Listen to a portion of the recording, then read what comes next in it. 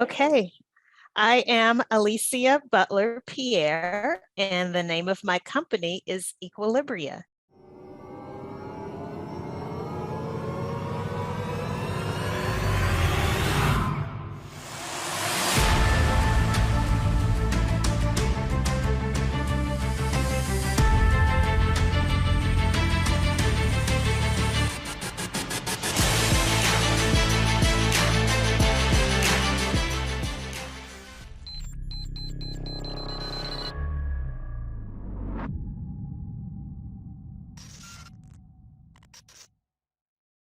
Hey, it's Kellen, and today on Diversified Game, I have Miss Alicia, and she is going to make sure our equilibrium. Oh man, I said it right, and I didn't, stutter too much. Okay, she's going to make sure ours is right.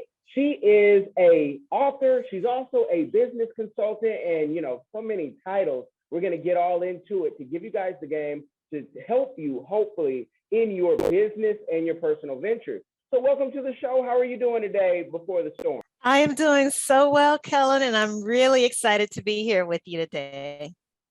Well, I am excited to have you, and I want you to tell the people about what type of a consultant you are so they can know who your ideal client is before they try to start, researching and hitting you up and saying, hey, can you help me? Can you help me? I need help. So give us the game on, your specialty. So the game on my specialty is something that's actually fairly obscure out there in the world, but it's so important. And it's operations management consulting. So I'm literally looking at how you deliver your products, how you deliver your services and how you actually make your products. So the not so sexy behind the scenes stuff that takes place that can make all the difference in the world in your company's ability to be able to meet demand for your products and services. So it all falls under the umbrella of operations and operations management. I like to tell people that to me is systems, which every business and every person needs. Yes. And very few, entrepreneurs focus on that. So give us the game on, if someone comes to you and they say, hey, I got 5 businesses, so many things going on. What's the first step? Because to me, it's always, well, you got all these things going on. What's your budget like? But I want to know for you, when folks come in with their chaos, what do you need? How do you work them and what's your ideal? Is there a certain niche that you like to focus on? So that's a great question. I typically don't work with startups. And here's the reason why, Kellen. It's because startups are they're literally just that. They're just starting out. They're still trying to figure things out. So a lot of their budget happens to go towards marketing related things. And it makes sense. If no one knows about your product or service, then your company won't survive very long. So they tend to focus on publicity and sales and promotion and social media, branding, and again, rightfully so. The companies that I work well with are those that they've done all of that marketing. They've worked with you, Kellen, because I know you consult with influencers. And so now they have a different type of problem. They've gone from not having enough customers to having too many. And it's funny you mentioned having the 5 different businesses because it sounds great to have those multiple streams of income, but can you keep up with the demand? That's at the end of the day, that's what it's really all about. So you've invested all of these marketing dollars into becoming an influencer, your sales, your branding, and it's all paying off. People are starting to go to your website. They're clicking on your Instagram profile. They want more of what you have to offer. Do you have the operational infrastructure or business infrastructure, as I call it, in place, the systems that you're talking about to make sure that you can deliver those products and services on time and within the specified parameters that you've stated that you can deliver them in? So that's what it's really all about. And my niche, again, is in working with fast growing small businesses where they're at a point where I mean, there's no turning back. The train has left the station and is all hands on deck. It's do or die. And if they don't get some of those systems in place, they can actually fail because they have too much business and they just couldn't keep up with it. Now that's going behind the facade of being an entrepreneur. That's right. That's right. Highly rated book on Amazon. Links will be in the description, y'all, or you can go to the website. Those will be in the description, however the team puts that together. But let's talk about behind the facade, because you are getting then entrepreneurs who are telling you how grandiose things are or how chaotic things are. But, you know, they have maybe, let's say, 5 businesses, but they're still picking up the phone for each individual problem, you know, and people can still reach them. Give us, you know, what issues do you see that person with 3 to 5, maybe more businesses trying to juggle everything? The number one mistake before they come to you, besides them should have came to you, you know, sooner, what is the mistake that you're seeing entrepreneurs do that you help them out with? The lack of delegation. Lack of delegation and not having processes documented.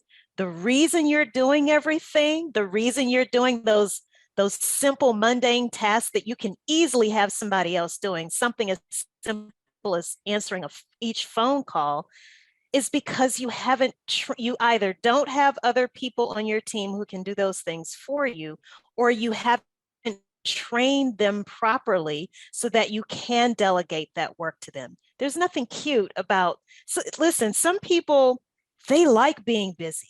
They like being crazy busy and the phone ringing off the hook. They get a high off of that, but it's not sustainable. It's just not sustainable. You might get away with that for a few months, maybe even a year or two, but 5 years, 10 years down the road, it's just not sustainable. You have to start figuring out how can you delegate the things you either don't want to do or the things that you know have to be done, but they don't necessarily bring in the money, but they have to be done. Delegate that to someone else. Stop trying to do everything yourself. It's not cute and it's not sustainable. And then in order to delegate those things, you have to have your systems and your processes documented. You can't just say, I can't just say, Kellen, I want you to start taking over X. And you're going to look at me and say, okay, well, how do I do that? How is, you know, what if something goes wrong? Am I going to take blame for it, or will I be blamed for that? What are the technologies that I need to use in order to do this work? You have to document things. And when I say document, it doesn't have to be anything incredibly fancy or complicated. It could be you literally as simple as getting on Zoom and quickly recording yourself, describing how you do something and giving that recording to someone else. It could mean you picking up your smartphone, quickly recording yourself and explaining how to do something. The point is, get the information out of your head and into another format, whether it's video, an actual document, whatever that format is, that you can easily share with someone else so that you can train that person. And you're always going to be updating these processes. You're always going to be updating your systems. It's never static. You never do it once and then think, okay, I'll never have to touch that again. But the point is, again, get it out of your head into a format that can be shared with other people, and you can keep making improvements along the way. That was a mouthful, wasn't it? Yeah. Well, and she has a podcast of her own. You know, I might at the end off air try to pull her in on some other influencer stuff. You guys know how I do. Just because, and we're gonna go here because I know you can take this. We graduated around the same time, and I and my wife, girlfriend at the time, were in Grambling, the Harvard of the South. You went to Tulane. I want to know, because you look like you just graduated last year, and Black don't crack. Well, thank you. If you do not smoke it, Black doesn't crack. They would have thought you just came off the 889, last month. I want to know, women in business and having the look that you have and being a friendly woman, one that many high value men would say, oh, that's the type of woman I want, Kellen, hook me up. I want to know, how has it been in business for men to take you serious? Because, we think a lot of men say, oh, things are fair now. Kellen, things are fair. And I'm like, nope, women are still not getting paid the same way men are getting paid. Absolutely. Treated still in the boardroom. In my boardroom, you'll be treated that way or we'll all be fighting. But in many boardrooms, I hear, things aren't, still there. So let's talk about that so we can help some ladies and some men understand how we can improve as a community. Oh, I'm so glad you asked that question. It is not easy. It is not easy at all. And you mentioned, having a friendly personality, being down to earth. And I always tell people, don't let you can't see me in person right now, but I'm only 5'2". So I'm not a big person. And so people can misinterpret even that, oh, she's small and she's smiling. Oh, think I might be a pushover, but I am one of the most amazing things about things like social media, websites, online blogs is that people are now in the habit of going online and looking you up. So a lot of that stuff that used to be an issue for me when I first started off in my career, because my career, actually, I was a chemical engineer, and that's a whole nother story. So I was this young female engineer, and it was very tough being in a literally all white male dominated environment and having to navigate that and the catcalling and all of the stuff that goes along with that while I'm trying to do my job. Fast forward several years later, now we have all of this digital technology at our disposal. And what I find now, Kellen, because I can even tell that you've gone online and you've looked some stuff up, that's the beautiful thing. So people know by the time we actually have a phone call or get on a Zoom or actually meet face to face for breakfast or lunch or have a networking event where we meet up, they know I don't play. They know I come with my credentials. They know that no one gave this to me, that I earned it. So I don't have to, quote unquote, fight as much as I used to. I still have to, but it's not nearly as bad as as bad as I used to. And I'll just say this for those who are listening right now, especially for your female listeners. We have to build what I call our credibility stack. What do I mean by that? We have to get on these platforms, whatever your platform of choice is. Mine happens to be LinkedIn. I'm on LinkedIn every day, posting something about my craft, letting you know I'm, as Lizzo says, I'm that, you know what? I'm that when it comes to this. So when it comes to processes, I'm that rhymes with which, right? Or when it comes to operational excellence, when it comes to business infrastructure, I'm that person. I'm not posting anything super personal about myself. I keep things strictly business. And so when people approach me, they know they better come with it, and they better come ready to talk business, because I just don't put anything out there about myself to where someone would even think that it would be okay to say certain things to me or to address me a certain way. Not to say that it doesn't happen, but it's not nearly as frequently as it used to be. And I'll also say this, dress the part. We're doing this interview right now, right? Via Zoom. I'm still dressing the part. I don't have on, if I were in tech, I would probably have on jeans and a t-shirt. If I were in the entertainment industry, I would probably be wearing something different. But I'm in business. I'm a business consultant, so I have on a dress right now. Even though I'm just here in my home office talking to you via Zoom, I know that Kellen can take this material and put it anywhere. And I have to make sure, especially as a Black woman, that I'm always representing, that I'm presenting myself well, that I'm putting forth my best effort, because you just never know who's looking or who's listening. So I hope that that proves to be of some value to some of your listeners, especially your female listeners. Again, build that credibility stack. Put yourself out there. Whatever you are good at, whatever your craft is, keep talking about it. Keep writing about it. Hit up all of these different modes of communication. It's not just about being on social media. You can write articles, you can do videos and post them on YouTube. There's so many different ways now that we can communicate and that you can get the word out about you and what your craft is and what you are absolutely excellent at doing. And I'm not even I wasn't even thinking about them as much trying you, but as them not wanting to pay you, because we're going to get into that. Oh, yeah. Oh, yes. Reach out to you. We're going to talk about what yes, they should be in. But when people see you and they say, hey, this is Sunshine Bear, and Sunshine Bear can go to Grumpy Bear real quick if you disrespect. So I'm glad you put everybody in check, because you say 5'2", so I'm just gonna pick you up and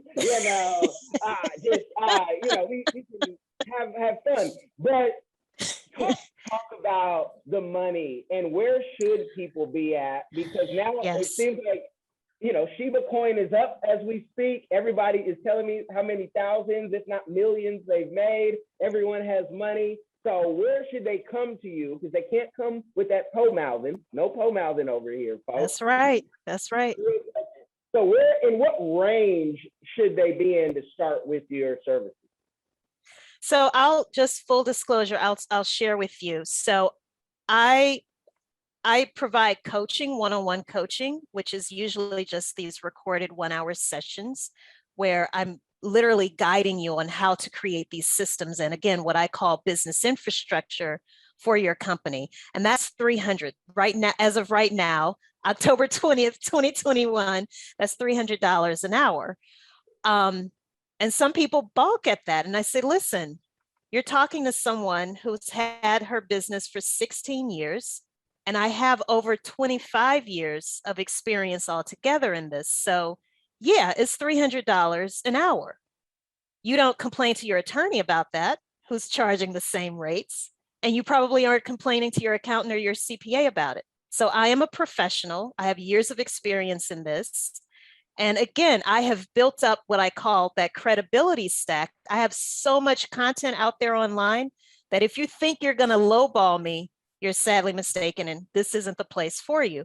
But I will also say this, Kellen, if people say, wow, I really want this, but I just can't afford it, go get my book. That's a lower cost, much lower way of getting access to the same information. It's just that I won't be the person to literally guide you through it step by step. But you can very easily go on Amazon and get the book. In fact, sometimes I think Kindle even has it for free. But if you want the actual hardcover copy of the book, I think it's usually around $25 on Amazon. Go get the book. Don't want to pay for the book? Go read all of the different articles that I've put out there, the articles, the videos, the blog posts. I mean, the content is out there, the information is out there, but the highest ticket item by far are my actual consulting projects. Now, those usually start around 30,000 going on up. But remember, these are projects, and we're not just talking like 90 days. It's usually 6 months all the way up to about 18 months. But those are the big endeavors. And these are the companies, again, money isn't their issue, because remember, they have the business coming in. Their issue is getting the systems and that business infrastructure in place so that they can truly scale to the next level, but do so in a sustainable and repeatable way. Oh, I love when I hear money is not the issue, because it's such a small problem to have in business, but it's a problem many entrepreneurs, they juggle trying to solve that issue. But again, you're here to help them with the systems. And I appreciate that, because as a consultant, we see so many different problems. So people say, how do you know you can fix my problem? Well, if I said I could take your money, I believe I can work your problem out. Right. It's not going to be overnight. And she has so many. Right. I want to brag on your videos that you have, on YouTube. She has many videos giving you guys the game for free under her name, Alicia Butler, Pierre. She has many podcast episodes. Her podcast on Listening Notes, like ours, is ranked in the top 2%. So she's, put in the work. And I appreciate that someone, putting in the work, documenting their journey, because it is not like anyone gave this to you, like your father had this business and he gave it to you. You built this, right. From the mud. With the success that you've had, and the best is yet to come, what is a community give back that you are doing or that you would like to do in the future? A couple of things.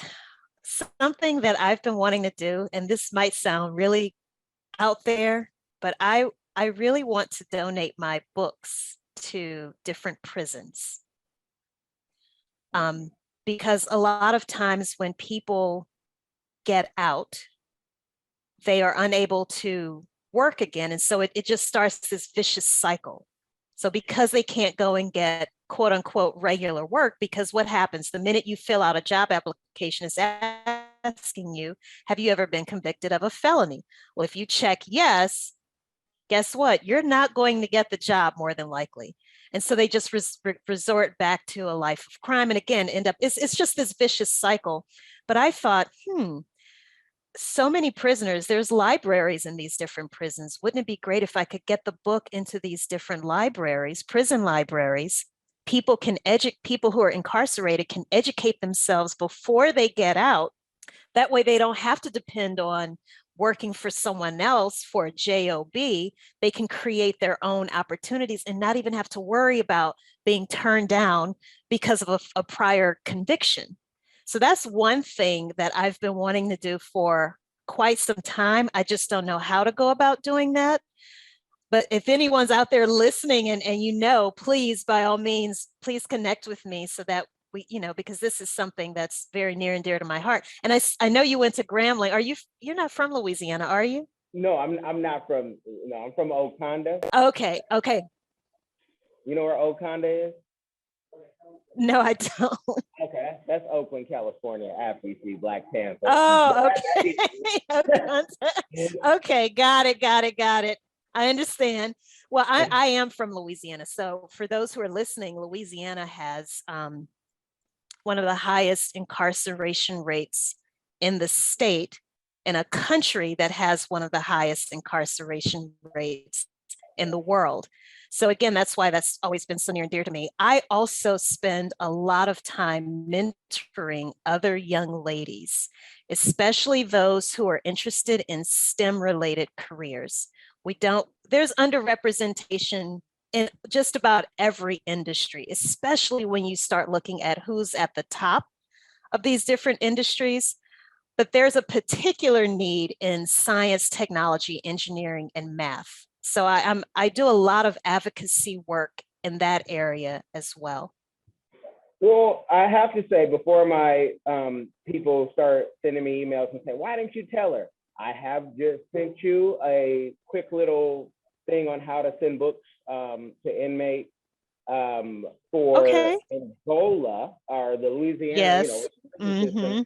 I have a publishing company. I call it my African publishing company. So I was like, oh, let me send this to you. So that's in your LinkedIn. Oh, please. Oh, thank you.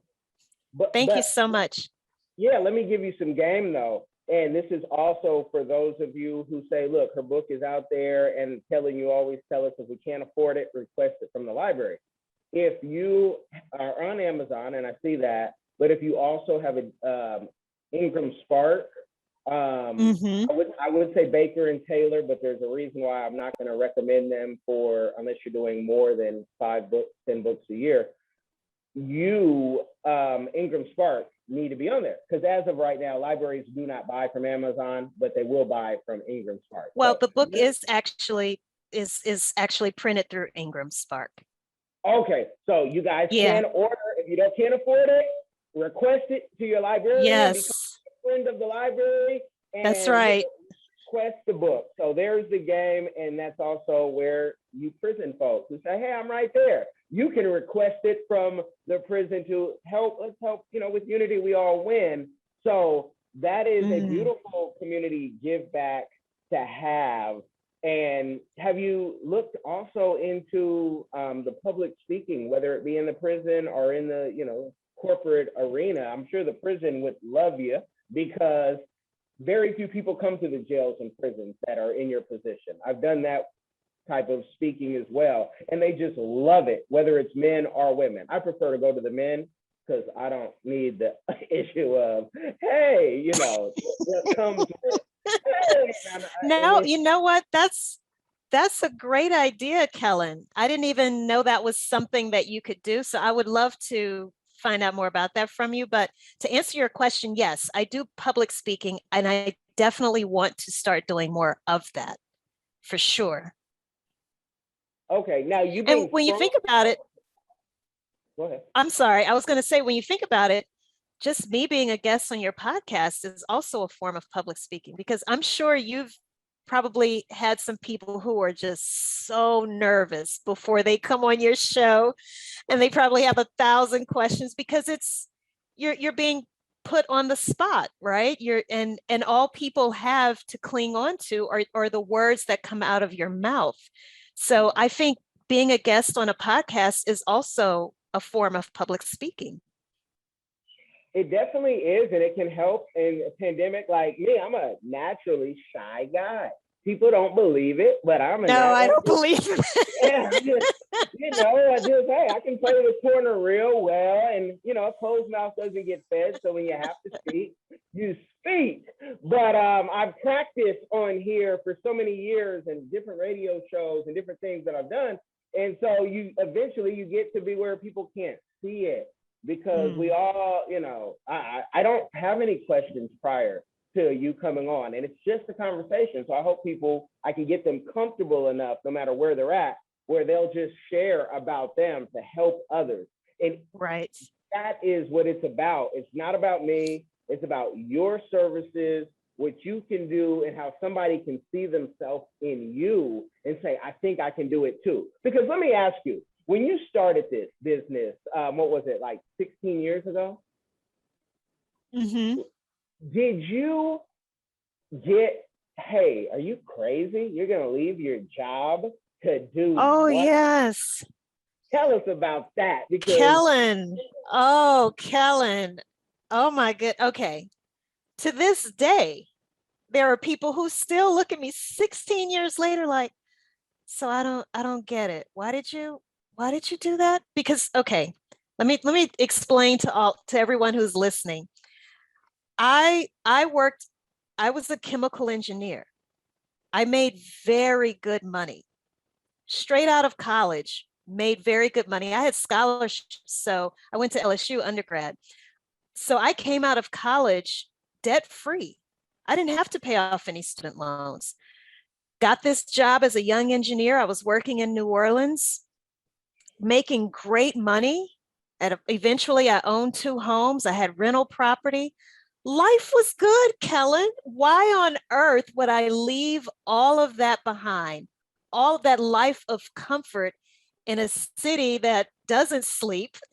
I was in my early 20s, having a blast living in New Orleans. Why on earth would I leave all of that behind and venture into the unknown? Have you lost your mind? A lot of people thought that. They also would tell me that the grass isn't greener on the other side. And I would always answer by saying, well, you know what? I'll never know unless I go and see for myself. So sometimes the hate, the haters, it can come from the people you love the most, your closest friends and family. And it took me years to understand this, Kellen, because I didn't get it at first. I was very angry and very hurt by a lot of the things that my friends and family were saying to me. But I had to understand they're speaking from a place of fear, and they're projecting that fear onto you. And you just know that you have this idea and you just can't get any sleep until you see this idea come to fruition. But everybody else around you can't see that vision the way that you can. And it's tough trying to block out all of the noise that's coming from these people that you love and care about. And I'll tell you, I think one of the best things that happened was the fact that I relocated from New Orleans to Atlanta, because when I came to Atlanta, I didn't know anybody. So I didn't have any distractions. I didn't have people, well, what do you think? No one knew me. No one knew my past. They didn't know a thing about my background. All they knew was that I was this young 28, 29-year-old that moved here, didn't go to school here, didn't have a job lined up. I came here to start a business. That was all they knew about me. And it helped because I was able to create what I've created over the past 16 years. Not to say that it can't happen for other people who, excuse me, who are still maybe in the town or the city where they grew up. But I think if you have the opportunity to relocate, and I'm sure you can attest to this, being that you're from Oakland and you went to college in another state and now you're living in Florida, it does something for you to be able to move somewhere else and start completely over, because all you have is your sheer willpower and determination. And if you are determined that you are going to make it, it will happen. But as you mentioned, and I love this, Kellen, you have to put in the work. You have to put in the work. Don't be afraid of it. Yes, people might make fun of you. Yes, people will question you. They will tease you. They're going to look at you like you've lost your mind, but keep going. And it's not easy. I'm saying it like it's so matter of factly, but it's not easy. I still struggle with it from time to time. And sometimes I've learned who I can share certain things with and who I just like, that person will just find out once it actually happens. I'm not going to tell them while I'm actually working on something. They'll just see the end result, right? Because people just have a way of saying things to you, and it can really crush your spirit. I'm going to even say what you could not say, because the scriptures tell us, honor thy mother and father to have long life. So you talk about certain people, you cutting your own blessings, right? But when she says it's the closest people to you, it's the closest, spouse, Yes. whatever. And I talk about mine all the time on the show. I just never say the name. And she hears me and she's like, oh, okay, you're talking, So it's the closest people. It won't stop until they become an entrepreneur, if that is their purpose. That's right. And then they get it. But if they're not, you can't blame them, because an entrepreneur's journey, like we're in a club that unless you're doing it, it's eyes wide shut. I know some of y'all are like, what type of club are you talking about? Yeah, it's eyes wide shut. I want to throw that. It's that. It's you're not invited to the party until you put everything on the line. And so I definitely love you for sharing that part, because so many people on Instagram are just making it look like, oh, I just got the business, open the doors, and boom, I had clients. What did you do right as a young person to make them even believe that you were worthy of their business? Yes. And, it's so easy for us to look at people where they are now without an understanding and an appreciation of the journey that it took for them to get where they are. And I'll use Beyonce as an example. It's so easy to say, well, and look at her and say, well, I can do that. I can dance. I can sing. Why am I not Beyonce? But she's been singing and dancing and practicing and rehearsing since she was a little girl. Talk about putting in the work. Those are the things that people don't always know. Those are the things that those behind that facade, right? You see this facade of who you think Beyonce is, but when you go behind the curtain and you look at all of the years of practice and rehearsal and rejection, repeated rejection, The ups and downs, the highs, the lows, your family being split apart, your family giving up so much just to be able to look after your dream. Nobody knows that story because that's not the fun, exciting, interesting part of the story, but it is the critical part of the story if you want to understand how you can be at the top of your game. You have to put in the work, and it's ugly, it's messy, you'll be crying, you'll go through bouts of depression, it's lonely. Like you mentioned, the club, being in that club, you have to surround yourself with other entrepreneurs because they are the only other people who will get it and get you. And they're not going to judge you the way that someone who's working that traditional 9 to 5 would judge you, because they understand exactly what you're going through and they're going to cheer you on. And what did you have to do to convince, or where were you? I want to almost paint a picture, because people say, what do you do that's different? And I say, well, I network a lot. Prior to COVID, I'm out at every event. And I said, and the people I know are doing the same, whether it's conferences or it's, Chamber of Commerce events or whatnot. But where did you get your first client? And what do you think made them say, yeah, you can help me. You're worthy of this, high premium price that you have, this retainer, this monthly that you want. So know that when you're first starting your business, I don't care if you were a superstar in your former life, your job, whatever it was you did, the likelihood that people will know you in whatever business you are about to start, or maybe you've already started, they don't know you. So it's almost like pressing the reset button. And you're right, Kellen, you have to network extensively, especially if you have a service-based business. Because again, if people don't know you, you won't get business. And everything is so noisy and crowded now. We're constantly competing against all of these other marketing messages that people are receiving. And frankly, we're just inundated with it. So how do you stand out from the crowd? One of the first things that I did when I relocated to Atlanta, and this is probably worth mentioning because it's such an important part of the story. I left New Orleans completely based on a gut feeling, an intuitive thought, a hunch, whatever you want to call it. But I was in my home in New Orleans, September 2004, a tropical storm passed through, and I was stuck in my house. It was flooding, and I couldn't leave. And the water just kept rising and rising and rising. And I remembered looking out of the kitchen window, and if you could imagine a record spinning on a record player, right? And you just take your index finger and you put it on that record for just a few seconds, just to temporarily stop it for just a few seconds. And I heard a voice that said, you won't be here this time next year. And then the record just started spinning again. So I'm thinking, I'm hallucinating. Like I'm having a mental breakdown. But I have to tell you, once it stopped raining and they turned on the water pumps and the waters receded and everything, I had on my mind, get out, get out. I couldn't describe it. I just had this feeling like I need to get out, and I need to get out now. I sold my house. I quit my job, my engineering job. I quit my job, finished up business school at Tulane that December 2004. The following January 2005, I put my house up for sale. It sold within a week.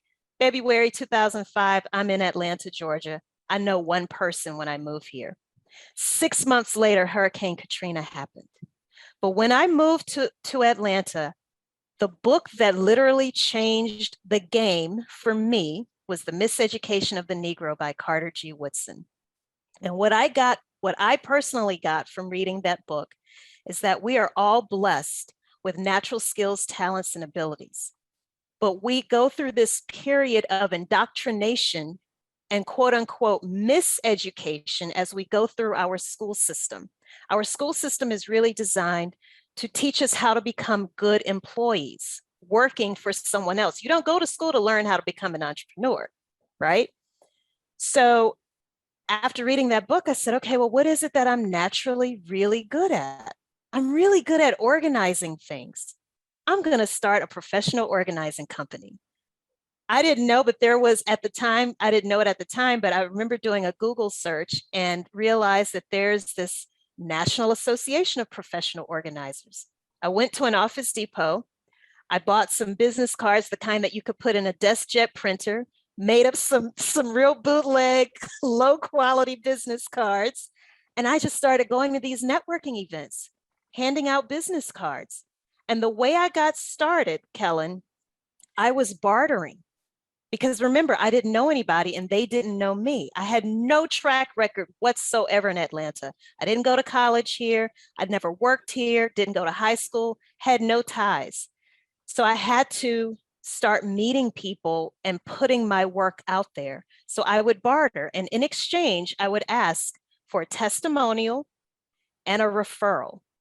That's how I started building Equilibria. And over time, it shifted from an organizing company to an operations management consulting company.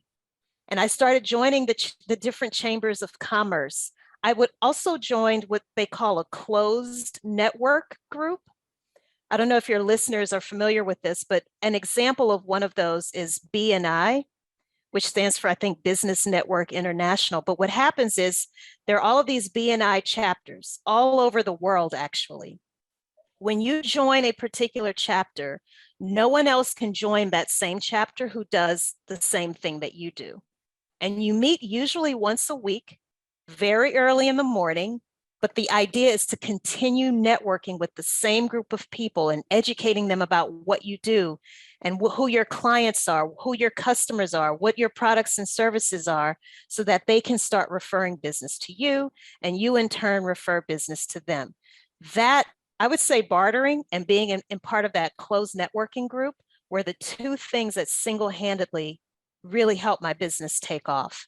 And then from that point forward, it was going to the conferences, like you mentioned, going to different networking events, different business lunches, joining certain business clubs. There are these elite business clubs that you can join. Doing things like that, just constantly expanding your network so that you can meet a broad cross section of as many people as possible. Oh, I love it, especially when you mentioned the BNI. I've had people with those closed groups and people ask me, but it's expensive. And yeah, you got to pay to play. And when you want to go to the more even, it's like Toastmasters. I tell people, I say Toastmasters is free unless you go to an elite group. And it's usually, for a certain particular people. But yeah, you got to pay to play. Nothing is free. And if you think it is, then that's why you're in the position you're in. I said it, not Miss Pierre. I said it. You guys know I'm not sunshine. I come up on the grumpy side because our people need that whooping. And they do. And I'm here to give it as a daddy. So I love that you're giving that game. You and I are going to take this off air. Sometimes the best conversations get heard, but let the people know where they can find you, where they can connect with you, if they are, a serious entrepreneur ready to take that step and be able to, pay for that retainer or for that personal coaching monthly.